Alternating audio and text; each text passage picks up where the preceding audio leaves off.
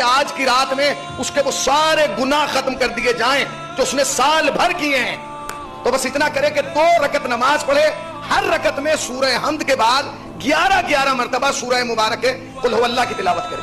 آسان طریقہ ہے۔ کتنی منٹ لگیں گی؟ کتنے منٹ؟ 5 سے 10 منٹ کے اندر آپ کا سارا سال بھر کا معاملہ جو ہے وہ کلین ہو جائے گا، اور آپ جب کل نئے سال میں داخل ہوں گے، جب پہلی محرم میں آئیں گے، تو آپ کا جو پرانا معاملہ ہے نا وہ صاف ستھرا ہوگا۔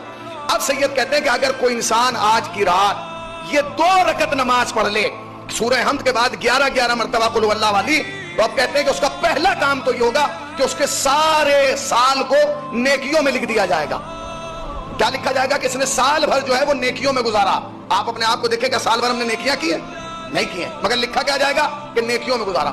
اس کے بعد کہا کہ اگر کوئی انسان آج کی رات یہ 2 رکعت نماز پڑھ لے، سال بھر حادثوں سے محفوظ رہے گا، ایکسیڈنٹ سے نہیں مرے گا، حادثے سے نہیں مرے گا، آگ لگنے سے نہیں مرے گا، پانی میں ڈوبنے سے نہیں مرے گا۔